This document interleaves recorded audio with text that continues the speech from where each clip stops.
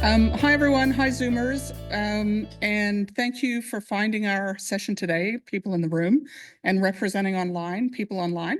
My name is Winifred Lewis, and this seminar series, we're going to hear from Brad Dalrymple and Chris Klebel on climate change mitigation. Whose responsibility is it? Brad's going to speak first, and he's an environmental engineer with Ocean Protect. He has over 20 years of environmental engineering experience and a passion for protecting the planet. He's also a lecturer at Griffith and teaches into their environmental engineering program. He advocates for the waterways and oceans. Oop. Go ahead and hang up on that, sorry. And he and others ruthlessly deal with spam by hanging up. Sorry. Before I go to Brad, though, I want to acknowledge country, important for this topic and all topics. The University of Queensland acknowledges the traditional owners and their custodianship of the lands we're meeting on today, and the lands that our listeners are on Zoom as well. We pay our respects to their ancestors and their descendants who continue cultural and spiritual connections to country. We recognize their valuable contributions to Australian and global society. We also do need to tell you that the presentation is being recorded for later use. If you don't wish to be recorded, leave your video on and post comments in the chat. And the edited recording of today's seminar will be available on the PEPSS website. Also, if you're not already receiving our invitations to future seminars, you can email us and we'll add you to the list. All right, I'm clicking through now to Brad's presentation and saving. And Brad, over to you. Very much. Thanks everyone for coming in person, by the way, and welcome everyone who's dialing in online. I've got to work out where I've got to stand, don't I? The video, it'll still show up. Oh, that's okay. All good. Look, fundamentally, the world is on fire. From Australia to the Antarctic to Pakistan, we're facing a massive challenge in climate change. Do we watch the world burn, or do we choose a different future? The decisions, who we understand ourselves to be determines the decisions we make. And the decisions we make will determine the future for us all. But the decisions are simple, but also complex. But above all, they are absolutely urgent. And I reckon if we cast our minds back to great moments of history, I'm sure we'd all think that we would act in the noble way, do the right thing, act for the greater good, instead of doing nothing, stumbling along. Well, this is our chance. We are the weavers of the tapestry of history, and this is a golden opportunity to make a huge difference to the future of us all, potentially the greatest challenge ever to face humanity. And it is a big one. Regardless of what metric you use, and this is straight out of the Bureau of Meteorology and CSIRO State of the Climate Report, yeah, it's getting hotter. And it's not just a case of it's easy to get out of bed on a cold morning. It's killing people. It's killing ecosystems. We're seeing an increasing number of extremely hot days, making even parts of Western Sydney likely to be unlivable in decades. So as Ocean Protect, most of our work is actually in Western Sydney because it's the fastest growing area in Australia. And to think that that might be unlivable in decades is a scary thought. There's obviously the risk of fire, increased severity and intensity of fires, which we've all encountered over the last decade or so. Reduced stream flow in all our waterways, or most of our waterways, which obviously has implications to ecosystem health, farming, etc. And obviously we're at University of Queensland, and you guys are no stranger to the problems of flooding. As an engineer, I've been working in this flooding and stormwater space for 20 years. And essentially, whilst the world debates on whether climate change is a thing or not, or what we should do about it, we have to design in accordance to the change rules around climate change.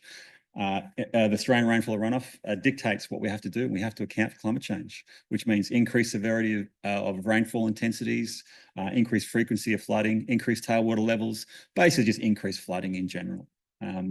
So it's just a real thing. We just have to deal with it. And obviously a big part of that is increased greenhouse gas emissions. It's a sad tale, but yeah, fundamentally we are increasing the emissions of known greenhouse gases, CO2, methane, nitrous oxide, etc. And our planet is doing a really good job of actually mitigating that climate change. The oceans, which I spend my career protecting, are absorbing about a third of the world's CO2 emissions and about 90% of the climate warming. So if we didn't have our ocean, it'd be basically 10 times hotter with all these increased greenhouse gas emissions. But they're getting flogged as well, pollution, overfishing, etc. So it's a real dilemma. So what do we do? Who's responsible? If you look at the data, and if you look at the figures out of the, this is from Our World in Data, which is a whole bunch of independently peer-reviewed data, shows, I guess, where the greenhouse gas emissions are coming from by sector. And they use the metric here of CO2 equivalents, usually over a 100-year time frame. But I'll get to that in a sec. But fundamentally, it's a combination of a lot of energy production, fossil fuel burning, which shouldn't be a surprise to a lot of people. That's the lion's share of climate change. But equally, agriculture is a big one as well. And in the CO2 equivalent metric, it's often diminished the true impact of climate change, particularly when it comes to methane. So methane is a greenhouse gas, but it's far more potent than CO2. Generally over a 20-year time frame, about somewhere between 25 to 100 times more potent than CO2 in terms of climate change. And approximately to date, they reckon it's contributed about 0.5 degree of warming alone, just methane alone. And if particularly given it's so potent on a short term, it's something we really should be targeting as a priority. CO2, we obviously should decrease that as much as we can, but to see, and we probably won't see impacts or changes to our climate as a result of any reductions for several decades. Whereas climate change, when it comes to methane, if we act now on methane, we'd see a significant decrease in temperature within a decade or two. So for me, this is the low-hanging fruit to target. And where's all the methane coming from? Well, it's from a bunch of sources, but a key source is livestock. And I'll come to that in a sec. But well, I guess when it comes to livestock, if you look at our ecosystems, which we rely on for humanity, they're just out of whack. 60% of all mammals on the planet are cows. If an alien landed on the planet, they'd be like, who's in charge? It's obviously the dominant species. Clearly, cows must be the ones in charge. 60% of mammals, cows, 36% are humans, and only 4% of mammals on Earth are wild. That's wild. And if you look at birds, 70% are chickens and turkeys. It's crazy. Ecosystem is out of whack. So who's responsible? Sorry, I can see my little window. I might just move that a little bit just so it's out of the way. It's often a case of, it's everyone's responsibility. But what does it even responsibility mean? It's basically something that is your job or your duty to deal with. So who's actually responsible? And now my clicker stopped working. Oh, I've got to probably click back on here. And I've sort of broken up into 3 general categories, and this probably shouldn't come as a surprise to most. Government, maybe, corporations, maybe, individuals, maybe. I'm going to dive into each of these potential responsible groups now.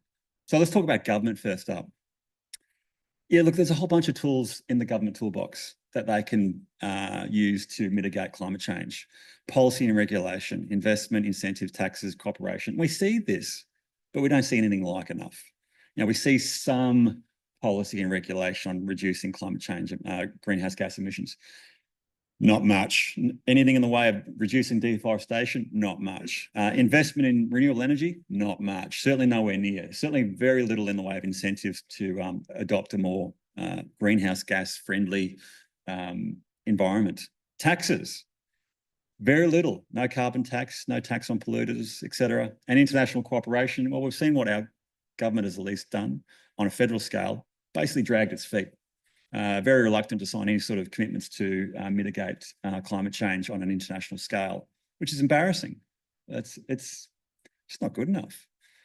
And in addition to dragging their feet and doing nothing around mitigating climate change, they actually support it fundamentally through subsidies. This is some data out of the Australian Institute. Last financial year, what's that? $14.9 billion of our money goes towards tax breaks to fossil fuel producers and users. That doesn't seem right, does it really? And if you look at the numbers around what they spend on disaster relief, they actually give fossil fuel guys and groups about 14 times more money than disaster relief for the problems that they're contributing towards. Doesn't seem right. And it's certainly time for the government on all levels, state, federal, local, to step up. And there's a bunch of things that they could look to do. And I'd argue must do if we've got any chance of an appropriate future for humanity. And I don't use those words lightly. We need to stop, obviously, banning new fossil fuel projects. The fact that they're considering deep sea gas exploration is a debacle, not good enough. Certainly need to end or significantly reduce handouts to fossil fuel companies. Obviously subsidise movements towards more renewable energy systems. They have to stop native logging. In Queensland, like Australia's got the dubious title of being one of the world's leaders in deforestation globally. In Queensland alone, I think last figures I saw, we clear about 500 to 600 football fields every day. Why? To make room mostly for cows. And for me, I'd suggest the government needs to act more to support the transition towards more plant-rich eating. So basically more veggies and fruit and grains instead of beef in particular. What does that mean? Changing our dietary guidelines to promote more plant-rich eating and supporting farmers to transition away from climate damaging production towards something a bit more sustainable. Corporations. And it's worth noting that the lion's share of greenhouse gas emissions are from a very small number of companies. If you look at this article, this is a little bit old now, but yeah, recent study put out that about 57 companies globally are linked to about 80% of greenhouse gas emissions. So that's a small number relative to the 8 billion people on the planet. 57 companies contributing the lion's share of climate change dramas. So what can they do? What should they do? There's a bunch of stuff, obviously. Innovation and investment, recognising that they need to change and help, I guess, if they're interested in their customers, ultimately humans, probably be a lot less customers around if they keep on the way they're doing things, which would be bad for business. Obviously, supply chain responsibility, looking at the greenhouse gas emissions and lost opportunities for sequestration at all stages, whether it's raw materials right through to disposal. Reporting, transparent reporting, set goals, make themselves accountable for their actions. But for me, quit the BS, quit the greenwashing. They've been doing it for decades. It's not good enough. If I walk down the street or make a political claim or whatever and basically lie to the public, I'd be probably sued, defamed, etc., and rightfully so. But these guys have been doing it en masse for decades. Originally telling us that climate change wasn't a thing, nothing to worry about. And you can't see it actually on this screen, but there's an article on 2003 to 2006. It talks about reducing your carbon footprint. Have you heard that term, carbon footprint, before? Do you know who invented it?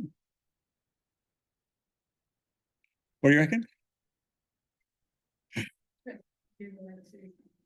Yeah, I'm going to steal Chris's thunder. It's BP, isn't it? So British Petroleum, in all their generosity of emitting a whole bunch of climate damaging greenhouse gases en masse, on huge scale, they're telling the individual consumer how to reduce their own footprint. Get stuffed, I reckon. But they're also doing a whole bunch of lobbying. I mean, the key reason why we're not seeing much action in this space is because big business has a vested interest in the status quo. COP29 recently in November last year, a get-together talking about how to mitigate climate change. All these nations get together and a whole bunch of experts, etc. The fossil fuel lobbying industries had 1,773 people in attendance. Well more than any other countries combined that are going to be particularly vulnerable to climate change. It even was so bad that the Union of Concerned Scientists, a pretty conservative bunch, guys know scientists, they're generally reasonably, reserved. They put out a statement around basically saying it's a joke. These guys are lobbying and greenwashing and basically stalling action on climate change, which again is not good enough. They should be held account. And it's not just big oil. I mentioned the meat industries and their potential impacts to climate change. Yeah, they're playing the same playbook as the big oil companies. They're basically telling, or I guess, lobbying, number one, but also confusing the public to create this shadow of doubt around whether meat is bad or good. You know, you get all these terms around regenerative agriculture and holistic grazing. Sound good? I don't have any faith in any of those terms at all. I can talk all day about that. I'd be happy to have Q&A about that a little later as well. What about you? What about you as the individual? And you've probably heard this stuff before. Yeah, you should. Like, first up, I think as an individual, it's kind of your responsibility to make sure you are educated in this space. I get back to this original point at the start. The world is on fire. You know, do we watch the world burn, or do we actually act responsibly? And it's not just about individuals. I talked about government and corporations, but clearly, if there's a clear and present danger that will affect humanity, and there certainly is, I think it's up to all of us to actually make sure they're appropriately educated and be aware about that, but also subsequently act accordingly. You know, try to mitigate or reduce your consumption of products, and just based on what you would learn through this education process. And there's a lot of ways to educate yourself. Universities like this one, pretty good start. If you can't afford that, there's a whole bunch of free documentaries on Netflix and YouTube, and there's books in the library and all that sort of stuff. But once you know, I think it's also your responsibility to create more awareness and engagement around change. And I'm going to get on my vegan high horse here. So full disclosure, conflict of interest. I've been vegan 10 years. The key reason I'm vegan is because I know it's better for the planet. A recent study, I hate to tell everyone I told them so, but a recent study in 2018 by Joseph Paul and others from the Oxford University did a whole biggest meta-analysis of the food production system ever done. And in the process, he actually personally went vegan. And yeah, he basically said, yeah, the number one thing you can probably do to protect the environment is to reduce your consumption of animal products. And look, it's pretty straightforward. The metrics have been around for donkey's years. Even if you look at the metric of protein, and everyone likes to talk about protein, per unit of protein, you just need a lot more land, which means more deforestation. Deforestation for cattle grazing is the number one cause of deforestation in Australia and globally.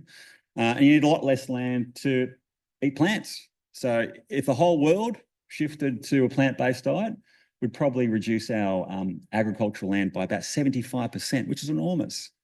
And if we can't do this on a global scale, I'd suggest you can do it on your individual scale. You can literally do this in your next meal. And also greenhouse gas emissions. Again, fundamentally, it takes a lot more, produces a lot more greenhouse gases when you when you eat meat and other sort of animal products relative to a plant-based diet. And again, same study, Joseph Paul, 2018, if the whole world went plant-based, we'd reduce global greenhouse gas emissions by 28%, which is enormous. You know, Dutton likes talking about nuclear power and all that sort of stuff, and that takes a long time, a lot of investment, but we can literally do this, at least on an individual scale, in our next meal. And quite frankly, it's delicious. And if you think you need the meat to thrive, I'm kind of here. I'm okay. And a full disclosure, didn't let anyone know in the bio, but I'm actually a triathlete. So I'm 46 years old. I still compete.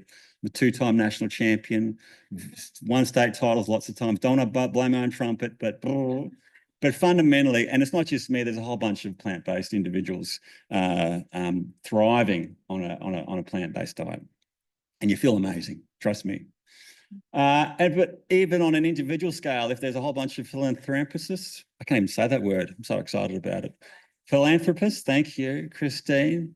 These guys know that in terms of bang for buck, yeah, and this is a study coming out of the Boston Consulting Group. In terms of bang for buck, in terms of investment dollar versus return on greenhouse gas mitigation, the number one thing you can do is actually invest in plant-based proteins. So, and we're seeing that. Whether it's Beyond Meat or Impossible Burger, but fundamentally guys like Richard Branson and Bill Gates are investing heavily and thankfully into plant-based or cell-based meat alternatives. And if I'm honest, this isn't the first environmental challenge we've faced. It's a big one. It is the biggest, but we've seen others clearly. and we have acted appropriately. So whether it's lead and oil or the ozone layer or DDT or asbestos, we've got precedents where we've recognised key environmental challenges, really having a potential really bad negative impact on the health of humanity, and we've acted appropriately. The petrol industry fought tooth and nail to keep lead in petrol for decades. Said it was all hunky-dory. Lead's okay, but fundamentally they were shown to be wrong. And was it in 2000? I think Algeria was the last country on the planet to remove lead from petrol just a few years ago. Australia did it in 2002. DDT was banned in Australia in 1987, 15 years after the US, just FYI. A whole lot of in the ozone layer, recognise that as a big problem. CFCs and aerosols have been progressively banned. And you can't get asbestos baby suits anymore, thankfully. And that's a good thing, clearly. But fundamentally, in terms of who is responsible, it's easy to say we all are. And certainly there's some big players in this space. For me, government needs to play a much bigger role. Corporations need to be certainly held to account. And individuals need to act appropriately. But fundamentally, we do need to mutually work together to help mitigate this problem. It's an everyone, everywhere problem and a solution, and we need to mutually work together better because the fate of humanity rests on this action. So who's with me? Thanks, guys. Thank you. Thanks so much, Brad. And I hope that someone told you about our dialogical format. So Chris is going to talk now, and then we're going to ask you to comment on Chris's talk. Then Chris will comment on yours. And then we're going to talk as a group. That talk was totally worth it just for the asbestos baby suits. That is horrifying and yet fascinating. Our next speaker is well known to many of the people in this audience. That's Chris Clable, a member of our PEPSS working team and a prominent environmental psychologist at UQ, the founder of the Early Career Research in Environmental Psychology group, and also a postdoc who's done work with Yolanda Yetton and others in our school, including me. So we're excited to hear from Chris, who is going to take us from what advocates such as Brad recognize is the need for everyone to recognize responsibility to the actual research, which I think is a little not rosy, right? So we'll bring up Chris's slides before I hand over to you, Chris. There we go. Over to you. All right. Thanks so much, Winifred. And also thanks, Brad, for the interesting presentation because, well, I'm also going to talk about who's responsible for climate change.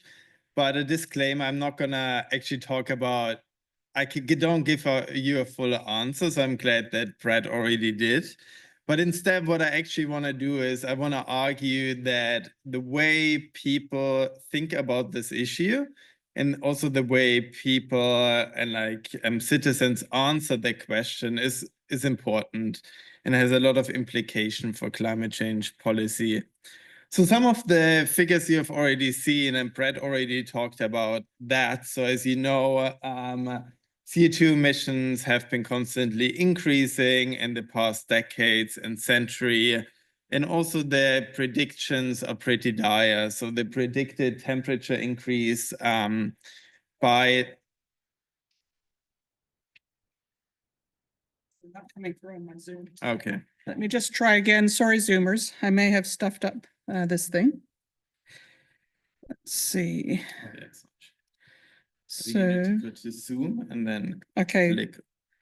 Maybe I should just hand over to you, Chris. Sorry, but back to. No, that's good. Sorry about that. All right, over to you. Hope you can see the slides. I'm gonna just minimize myself. So yeah, the prediction don't really look good. So by the end of the century, with current policies and actions, we will predict to have 2.7 degrees of temperature increase, which would have quite devastating consequences for humanity and for our Earth. Okay. And also this one you have already seen. So the main contributor to climate change is the burning of fossil fuels by far more than anything else. The use of coal, oil, and gas. And also there are many sectors, as we already heard before, contributing to that.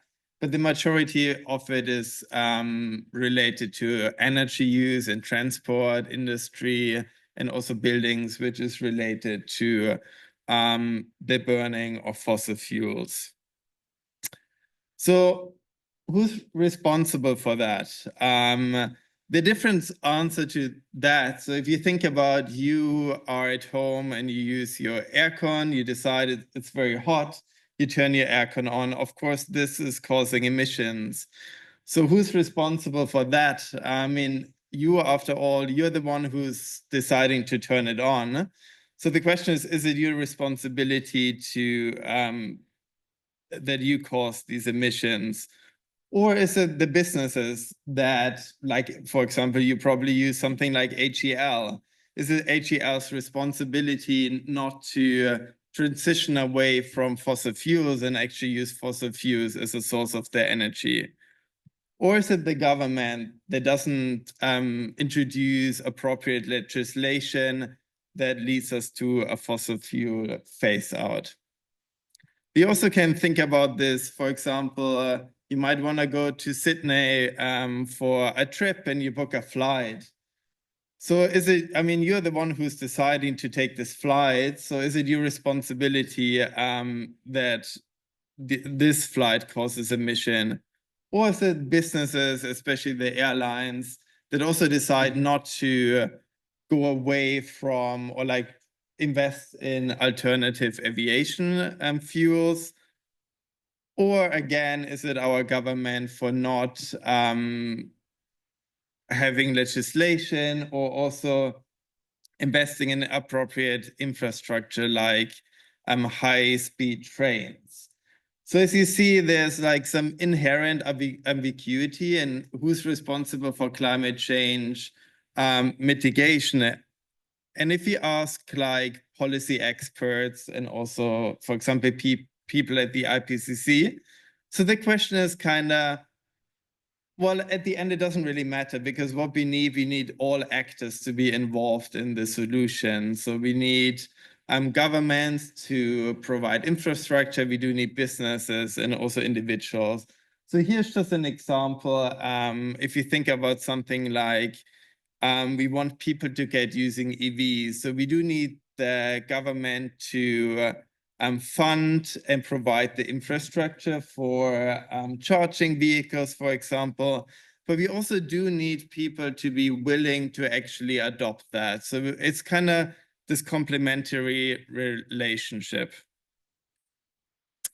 However, again, as I said, I'm not really giving you an answer, but what I'm trying to argue is that the public views on that are quite important. And the public views are important because, for one, I mean, the public, they are the people who engage in individual behavior. And also public opinion matters because it can influence policy decisions, and it can also influence policy implementation. And that's particularly the case in democratic countries, where it's often a very direct relationship from, or can be, from public opinion to policy decisions. But even in authoritarian regimes, the public has an influence to some degree. I mean, it, of course, really depends on the particular system, because even authoritarian regimes trying to maintain stability and legitimacy for their regime. So just saying that public opinion very much matters. So if we think about, like, how do people think about the issue of climate change responsibility? I mean, there's not too much empirical literature there, but there has been this argument that there is a kind of individualization of the issue, which is driven by corporate interests, for example, fossil fuel companies, as we've heard before. They kind of aim to individualize the issue. And there has been also, I think, more like qualitative research and that looked that this individualization can be found in like different communication of environmental issues, even down to environmental organizations, where there's often more focus on more like smaller impact individual behavior. But this is also changing a bit, but this argument has been made.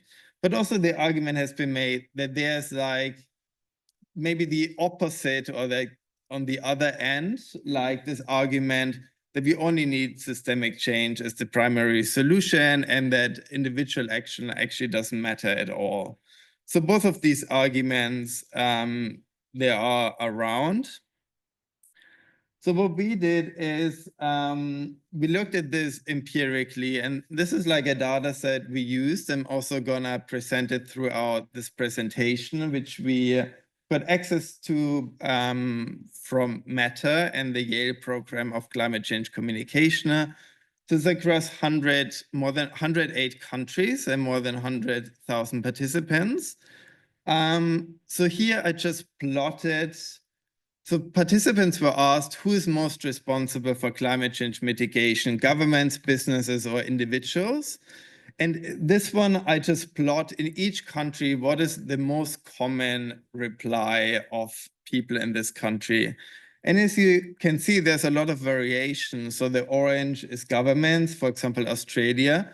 The most common answer is governments, but there are also many like the US, a lot of Western Europe, where the main one is businesses, but also many countries like a lot of Latin American, India, some in the Middle East, that name individual people are the number one most responsible for climate change mitigation. So I talk here about responsibility for the mitigation rather than the causal responsibility. So it's more about who should mitigate climate change.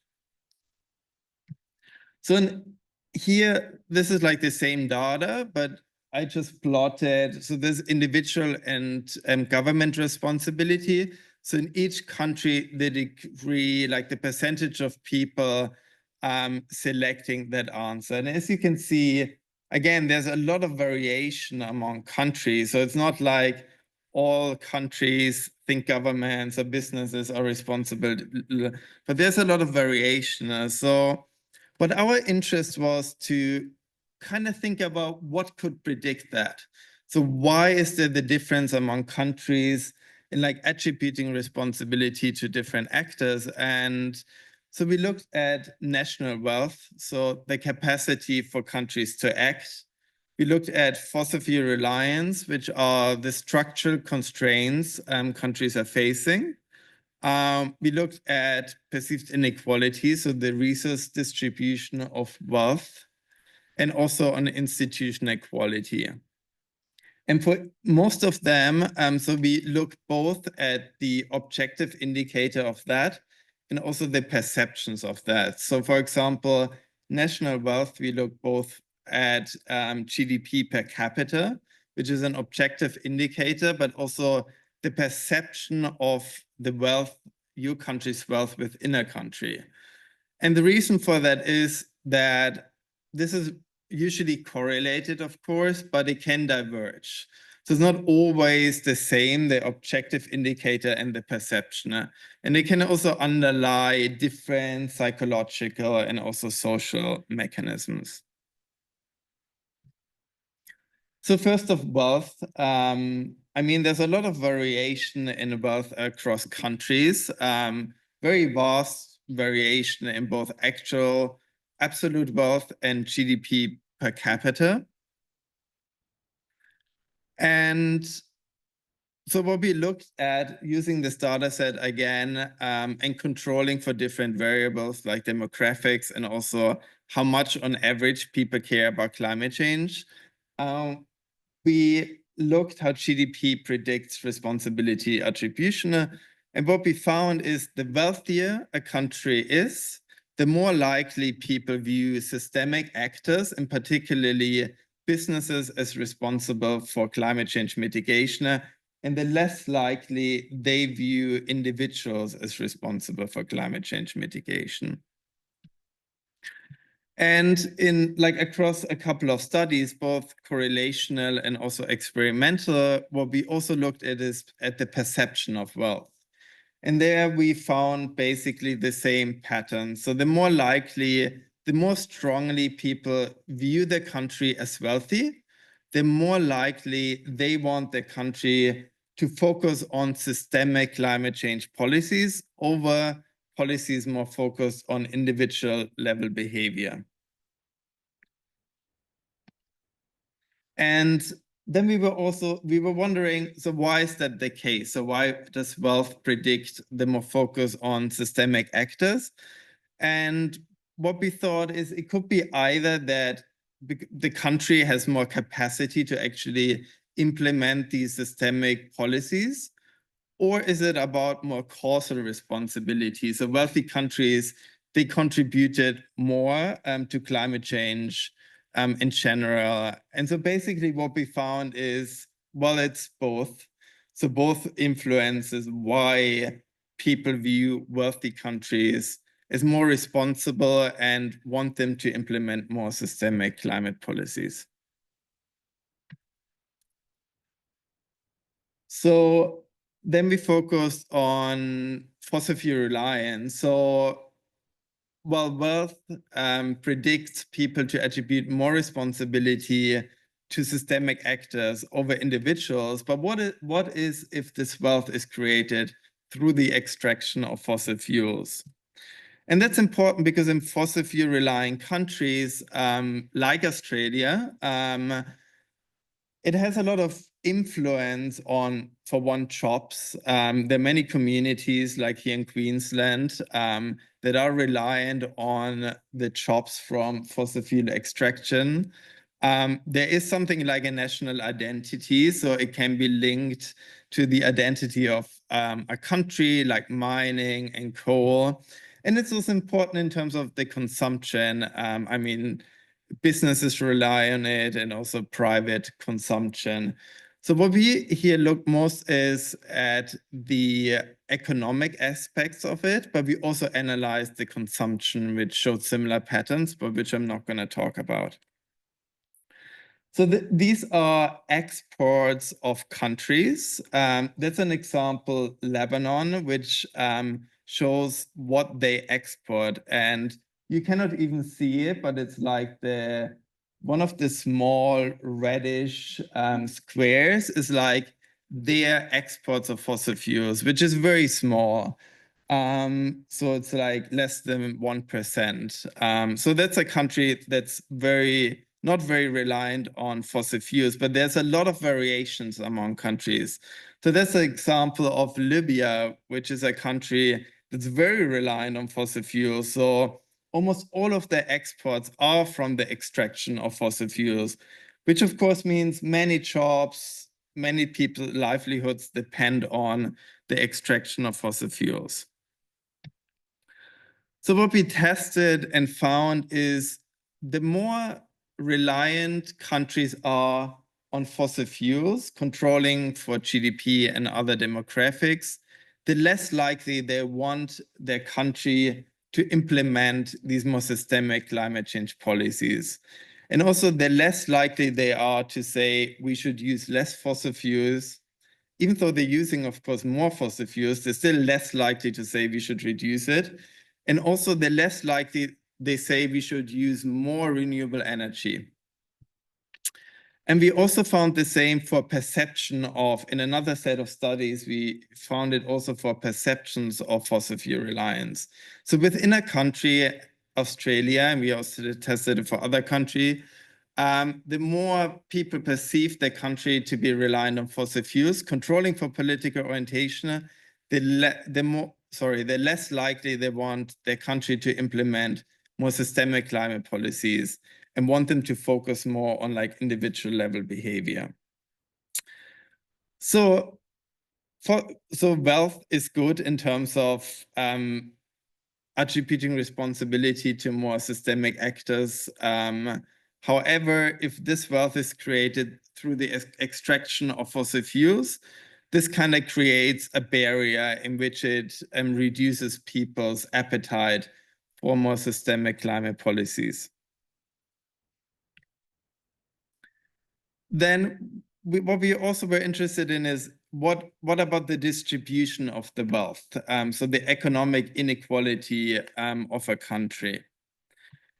And the reason why that is important is, for one, inequality is linked to trust in institutions. So in more unequal country, there's a worse trust in different institutions. And also in more unequal country, there's a higher concentration of wealth, which can drive climate policy obstruction because it gives more power to a small number of individuals. And our findings here were, again, controlling for GDP and demographics, that the more unequal a country is, the less likely people in these countries view governments as responsible for climate change mitigation, and the more likely they say that individuals are responsible for climate change mitigation. So we looked at this also in terms of perceived inequality, and perceived inequality, it often correlates, of course, with actual inequality, but it also often doesn't. So here's an example, for example, the Yellow Vest movement, which was at a time in which actually in France, the inequality did not increase in the past years. But what did increase is the perceptions of inequality. So people became more aware of the inequality, which can lead to collective action and to redress these inequalities. So perception and actual inequality can go together, but it also often doesn't. And well, what we kind of thought, perception of inequality could reduce people's support for more systemic climate policies because it might lower the trust in institutions, but at the same time, it could also lead people to have a greater appetite and motivation for more drastic changes in society. And that's exactly what we found. So actually opposite to actual inequality, if people perceive inequality in their country, they want their country to implement more systemic change policies compared to more individual level policies. And this was mediated through a greater desire for drastic changes. So actual inequality leads people to focus more on like individual behavior, which we think, but of course, I don't have empirical evidence that this might be related to worse institutions in the countries. And we know, like in more unequal society, there is more the focus on more the individual level rather than like trusting and thinking more about the institutions of society. But we find the opposite if people perceive inequality in their country. And this we control for political orientation, which of course these things are correlated. But this institutional equality aspect, we wanted to look a bit more in detail, and that's very new data. So I'm only focusing on the left part, which is we looked at the World Governance Indicator, and which are corruption, government effectiveness, regulatory quality, and so on. And what we found consistently that the better the quality of the institutions in a country, the more likely people in these countries are to attribute responsibility for climate change mitigation to systemic actors and particularly businesses. So that's control for corruption. So higher values mean less perceived corruption, and the less people perceive corruption, the more likely they think businesses are responsible for climate change mitigation. And we find the same, so there's just government effectiveness, and we find the same across all of these indicators. The other variables, it's a bit more mixed. But yeah. So just to summarize, so public opinion on climate change responsibility varies significantly by region and also by context across the world. we did find that national wealth influences responsibility attributions. So citizens of more wealthy countries attribute more responsibility to systemic actors and less responsibility comparatively to individuals. And we also found the same pattern for perceived wealth. So the more people perceive the country to be wealthy, the more they support the country to implement systemic solutions. Then we also found that fossil fuel reliance shapes support for climate mitigation, but in the other way. So citizens of countries that are more reliant on fossil fuels, they show lower support for their government to implement these systemic measures. And we also find this for perceptions of fossil fuel reliance. So within a country like Australia, if you think your country is more reliant on fossil fuels, you're less likely to say we should implement systemic climate policies.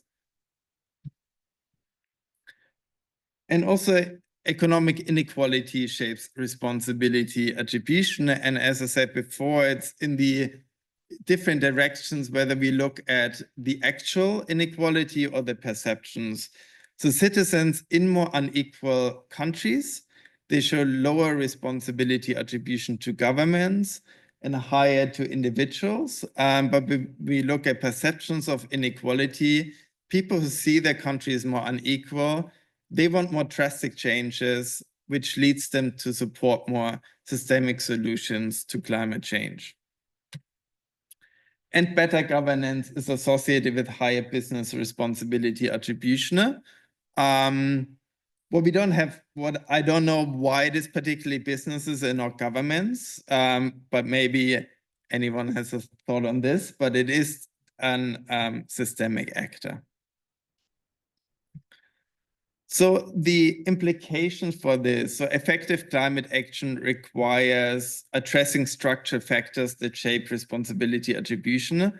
That's of course easier said as done. It's not like we can just easily reduce inequality or increase a country's wealth.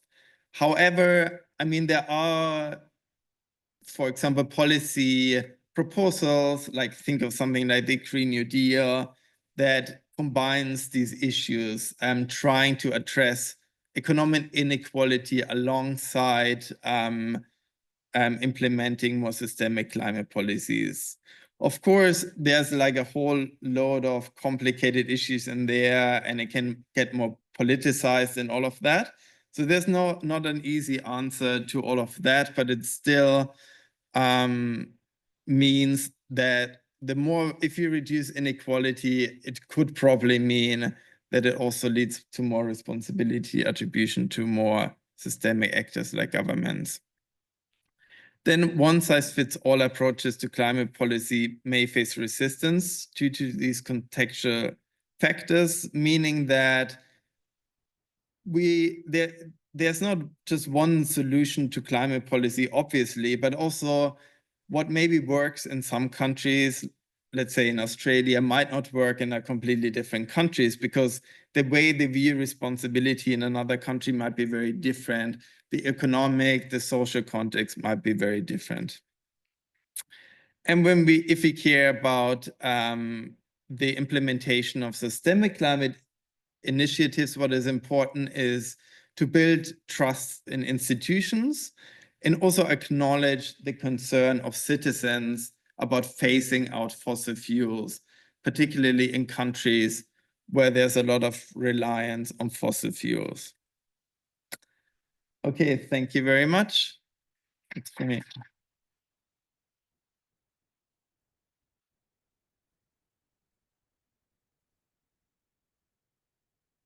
Thanks so much, Chris. And I'll just click out of your slides, and I'm going to invite you, Brad, to come up and be at the mic, just so our Zoomers can hear you, and reflect a little bit on, let me see if I can switch this to, there we go. And we're going to ask you to reflect on Chris's talk, and then Chris will reflect on yours. And we're asking you to kind of aim for kind of 5 minutes and no more. Okay. I will come and stand closer and closer to you as the 5 minutes takes over I to don't think I 6. need 5 minutes. Okay. It's interesting. It was interesting context. Like, it's interesting how we have the same topic and talk about like two different approaches. And it was interesting around the different contexts from different countries. Like, you know, talk about Lebanon versus, I think it was Libya. But I'm thinking particularly from a Australian perspective, like it's a bizarre time that we're in. Like, we're literally we're a day away from a federal election. And it was interesting. One of your slides was around, you know, where does Australia, you know, amongst the rest of the world, who do we think is responsible or more responsible? And you were saying government. Sorry, the statistics were saying government was the top, you know, response, which made me reflect on government. You know, like if we genuinely believe government is the key group responsible, why do we keep voting in governments that don't do anything really significant on climate change? And I think it feels like it's coming to a head as well. It should have come to a head 20 years ago, but I think every Australian has experienced climate change impacts in some extent, whether you're in a flood-prone zone or can't afford your insurance, or your house is burnt down, or your local forest is burnt down, or it's just, you know, too hot to go outside and play in the playground or anything like that. So I feel as though there's increasing awareness around climate change, although it might be just too slow to, I guess, result in actions. But my question to you is around, I don't want to put you on the spot, but what do you think is going to be the outcome of the election on Saturday? Yeah. Do we, like, realistically, Labor and Liberal, two major parties, I haven't seen anything significant around, you know, key policy initiatives around climate change mitigation. Apparently, the Australian public think they're the main group that are responsible for doing anything. So is that going to be reflected in the election results? From my perspective, I think it's the Animal Justice Party and the Greens who have really got any significant climate change mitigation policies at all. And it's more or less the stuff that I talked about in my preso around, you know, phasing out fossil fuel subsidies, taxing the big polluters, removing all political donations. I think the Greens are the only group that don't take political donations from corporations and businesses. I think that would change the political landscape dramatically. So I'm keen to get your thoughts around recognising the data that you've gone through, and particularly from an Australian perspective. Are we going to see a change in, I guess, political seats, more Greens, more AJP, less Liberal, Labor, or are we just blaming someone else? Like, it's one thing to say, our government should do better, and just accept that government don't do much at all. Is that just us passing the buck? Don't know. Happy to. Good question. Chris, over to you. You can respond to Brad, and then do you want Yeah, to thanks, Brad. reflect on Absolutely. So in terms of the response, I mean, I'm not a pollster, so I cannot give you in terms of the numbers of the, but I mean, in the last election, there was in some way a win for climate change, for like the independents and others, where there was some appetite. Of course, these numbers of responsibility attribution don't say anything about how much people in general care about climate change. And Australia is a country, if you in global comparison, is not very high in terms of actual worry about climate change. So that's definitely a point. I mean, in terms of I had the climate tracker there at the beginning, and Australia, I mean, Labor did say they will implement climate policies, and it went, I believe, from critically insufficient to very insufficient. So there has been an improve, but it's arguable how large it was in terms. Yeah, and I don't know where it would head with like the policy proposals. But in terms of Brad's talk. I mean, I don't have too much to add because, I mean, all the points were very good and valid. Had the same actors, governments, businesses, and also individuals. And I agree with all the points and like what these different actors have to do. I only had a few points to add to that, which is, so you talked about governments, and I guess the level above it is like the more international level. It is like how different governments or different countries, what kind of responsibility they have to each other. And the more social justice issues around wealthy countries and their responsibility towards more poorer countries, and also in relationship to something like historic emissions. The wealthy countries contributed much more to the emissions and probably have more responsibility, which you would surely agree. Then another, which was not really directly part of the topic, but I mean, that is very politicized, the issue, it causes a lot of problems in all of these type of like governments, which you just mentioned, but also businesses. I mean, it makes it very hard that there's an agreement on like who's responsible for climate change mitigation, because it's such an politicized issue. That's a point I had.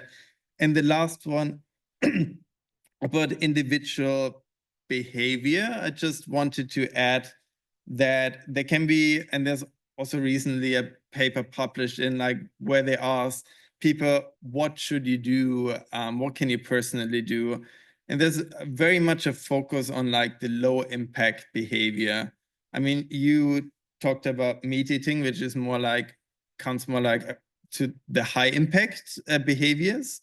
But others is like less heating, which in fact means you live in a smaller place, because if you live in a big place, you heat more.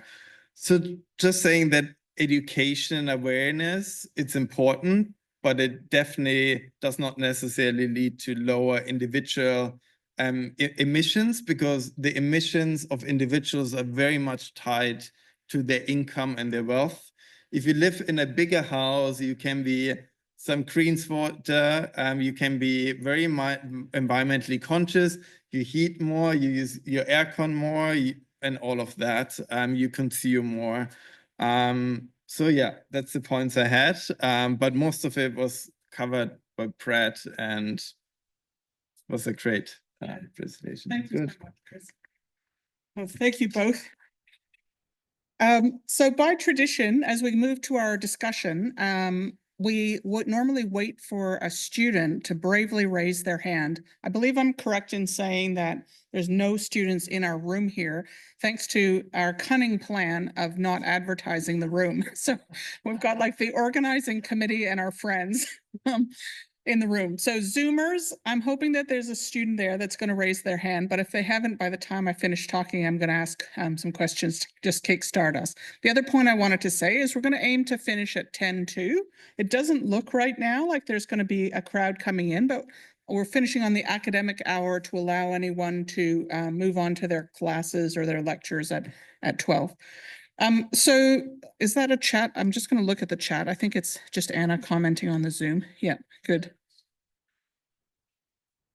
Okay. Kelly, who is, a student of life, is going to ask a question. Oh yeah, gallery view. Sorry. Oh, that's a good idea. Yeah.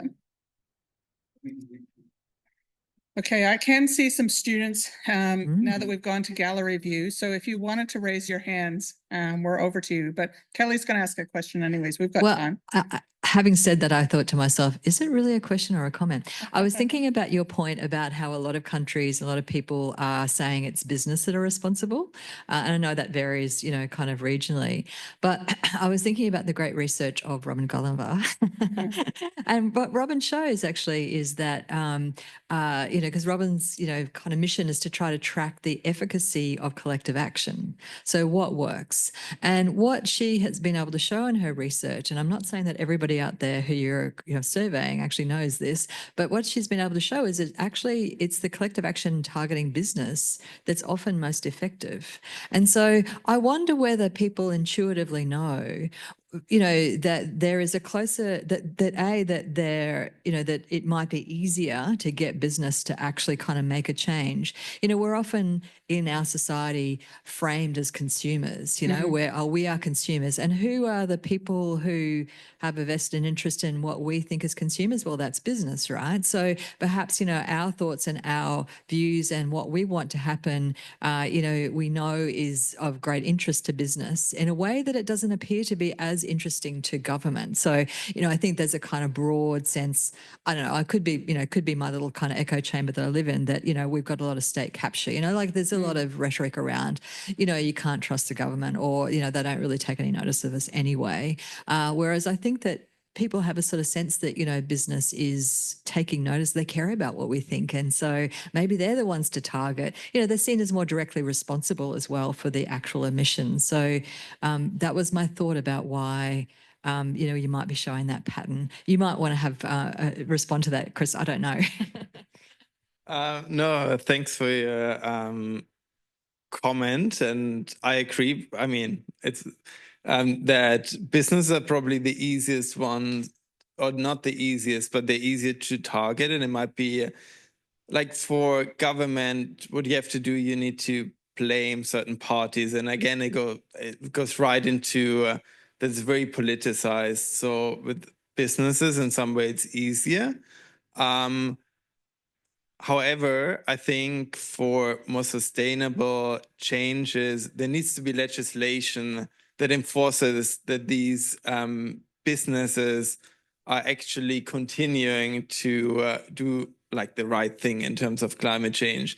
For example, a lot of fossil fuel companies, they made a lot of pledges towards reducing or like going away from oil and all of this. And in the past years, there has been this shift where they're actually increasing their investments in fossil fuels.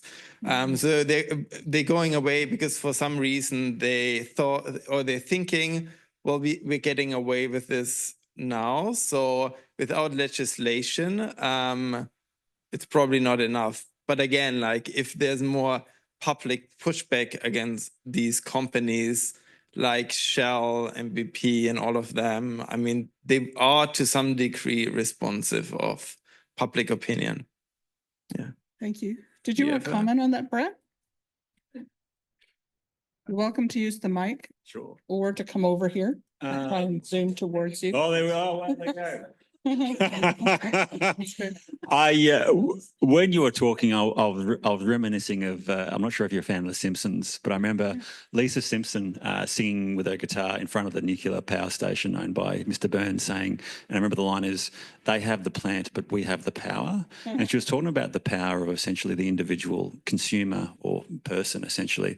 And I think it's really not acknowledged by both individual but also maybe businesses of the power that the individual consumer does actually have. Fundamentally, we are all potential customers or clients, and if enough people, individuals, raise concerns and basically vote with their dollar, I know corporations will change. I look at something like a steakhouse, for example, and I know if I go for dinner with a group of friends. If I haven't got a vegan option to choose from, that whole group doesn't go.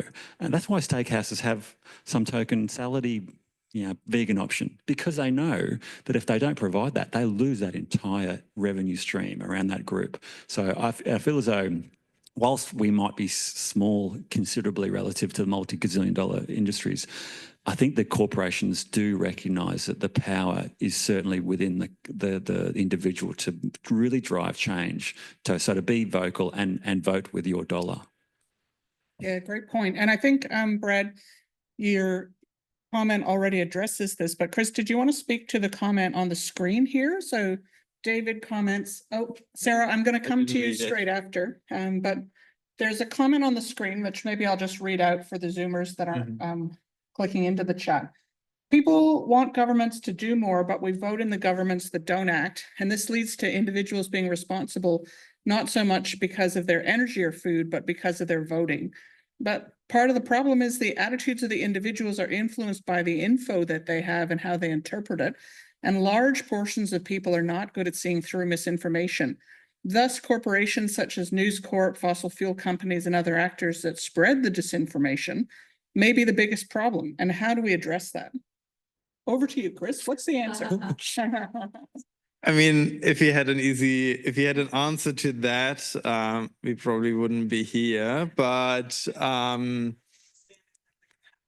mean, that's obviously very important to kind of counter the misinformation from like fossil fuel industry and other people that have a stake in fossil fuels.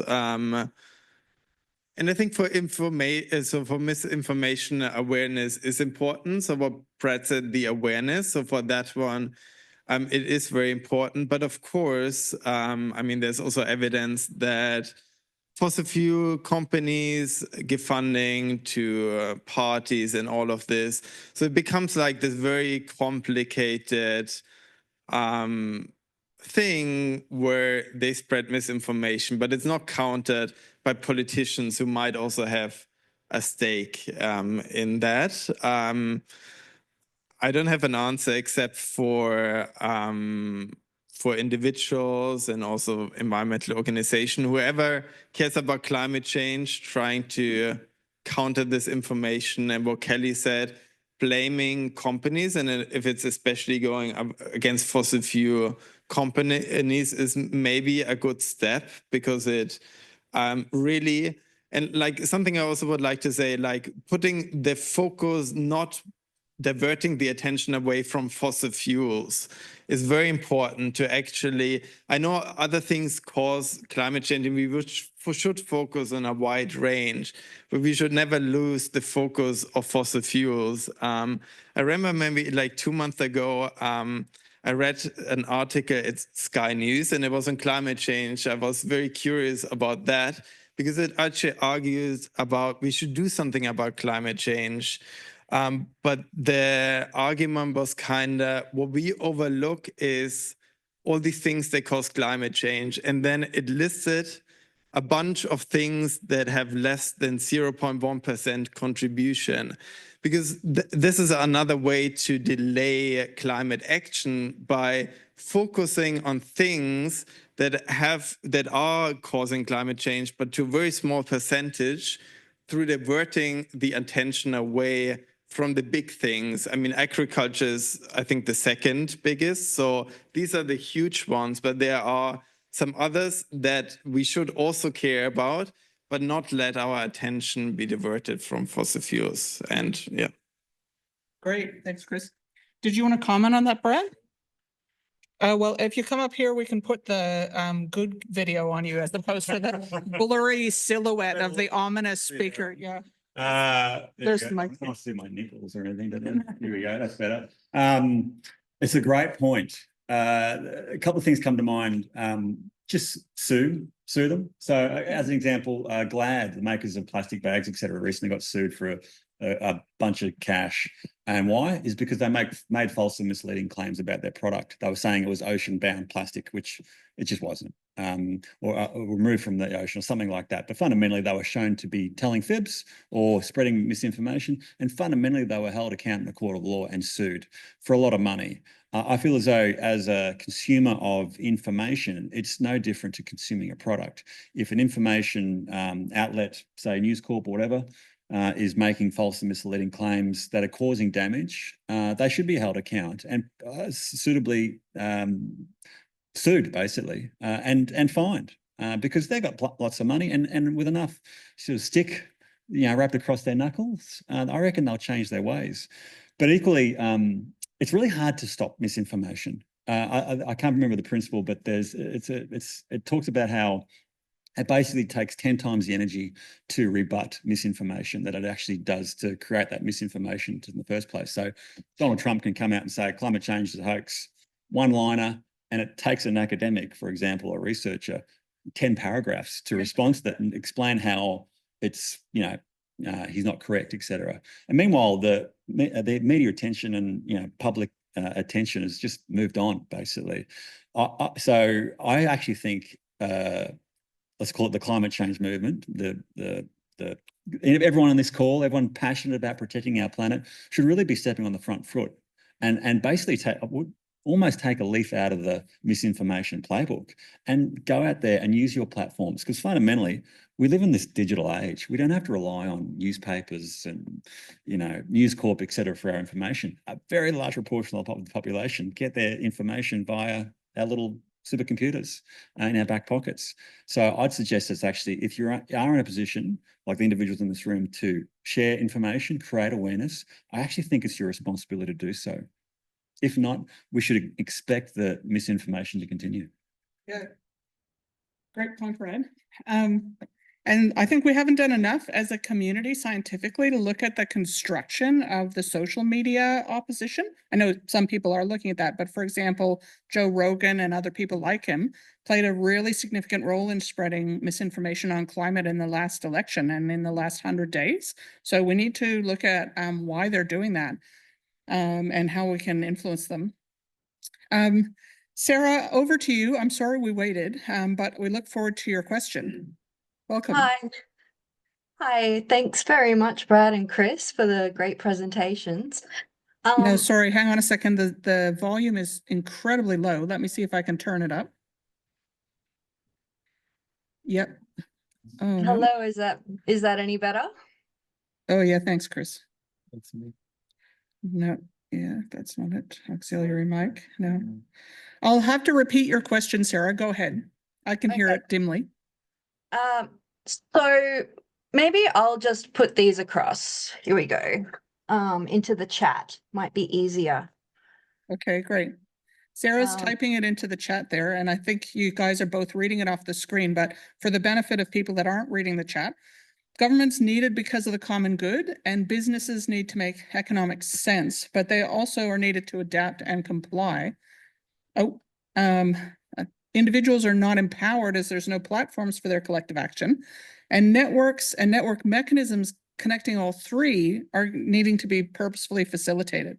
What platforms do you guys think could help to empower individuals to work together, either with business and government or to pressure business and government on environmental problems? So in addition to a Zoom like this, do you have any reflections on that, Chris and Brad? I think Brad might be better to answer that because you're more on the active. Sure, why not? I'm loud enough. What platforms? I talked about the power of social media and just through your own networks, etc. Don't underestimate the power of a letter to your local politician. My federal MP previously was a guy called Trevor Evans MP. He's running for Brisbane again, and he made the mistake of sending out a letter to all his constituents about how should we protect our oceans from pollution. I obviously wrote him a letter with a plan, and subsequently invited me to meet with him. I met with him, and I pitched this idea of zero litter to bay. So basically stopping all litter flowing into Moreton Bay by 2032, before the Olympics. And I talked about it to a bunch of my colleagues in my industry, and they all thought I was nuts. Never going to happen. Well, literally in November, a week before the state government election, the LNP committed $35 million to a zero litter to Moreton Bay strategy. And just a couple of weeks ago, you might have seen me on the news talking about it. So the Christopher government, along with Minister Powell MP, is working towards a zero litter to Bay. Just be started with a little letter to my local politician.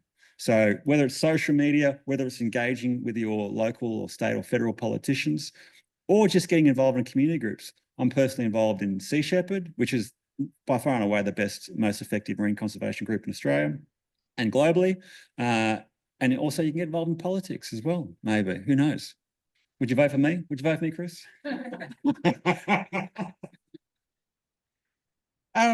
And I think another thought that comes to my mind is what leadership we have through our labs, and for those of us that are academics. So Christine influenced me because Christine is vegan. I myself am not. And in fact, I had steak yesterday and I'm feeling very ambiguous about that. Yes, thank you. I'm on a journey. I am on a journey. But in our lab, whenever we have events with catering, we now only have vegan catering. And that was an easy decision for me to commit to because I believe in that principle. And it's meant that multiple times in a year, not only I have eaten vegan when I probably wouldn't have, but so has everyone else. And because we know the incredible local vegan caterer, which is delicious, everyone's always asking us, wow, this food is so good. I didn't think vegan food could be good. What caterer is this? So I think through our lab groups, making transitions through moments, and many of us know the meat reduction like principles as well. And the same thing applies to your car use, you know, to the extent you wanted to look at it. You don't have to go between 100% and 0. That isn't how behavior change normally works. So if you decide to take the train 1 day a week, or you decide to go meat-free Mondays, that is a meaningful step. And that's towards skilling your family up and yourself up on the possibility of eating a vegan meal. Like, what even is it? Disgusting beans, yuck, you know, or is there something that you could actually enjoy? But also starting to create that change in yourself so that you can build a habit over time. There's lots of great things coming into the chat here. And there's a comment, I think Sarah says, environmental policy is often driven by technical expertise, like conservation biologists says, which is very right and appropriate. But the folks that know about connecting science and policy, like Brian Head, don't have enough platform. All I would say is every time you try and give Brian Head a platform, he runs away going, I'm retiring, I'm retiring. But yeah, everyone should listen to Brian Head and read his papers. All right, everyone should put their favorite vegan restaurant in the chat. Apparently, Ma Pa Me, that can't be right. Vegan, yeah. And best vegan on campus, everyone. We've got 1 quality minute to add this information to everyone's collective consciousness. What's the Christine, answer? Someone saying? My comment was not that technical expertise is good. It's that it is not as good as bringing in platforms that are more participatory to inform environmental policy. And my comment before that was that sustainability transitions theory and empirical analysis has said that more participatory platforms need to become integrated within the policy cycles of government to bring in the voices of business and individuals and people who are working within all of the different multi-layers of government, because often those platforms do not exist or are not accessible. Okay, thank you. That's an important point of clarification that Sarah was just making about what she means by platforms. And she's really thinking of sort of deliberative democracy is what comes to mind, Sarah, so that citizens and businesses and local governments, different levels of governments, different business actors are able to communicate and build together rather than through silos. Hopefully that's closer to what you meant. And thank you for your contribution, and thank you to everyone on Zoom, as well as our people in the room. A final round of applause for our brilliant speakers. And a personal comment, Chris, wow, 108,000 people, that's so fun. Yeah, let's all have data from 100 countries. That's like lifting our game in the lab here, right? Thanks to you, Brad. Thanks for your energy and your enthusiasm. We don't often have triathletes presenting, but perhaps this won't be the last. So thank you. And thanks to Christine, because some of you know Christine's got family drama, but she's here today making it work. And thank you for your commitment and your generosity, Christine. You're awesome. All right, bye, everyone.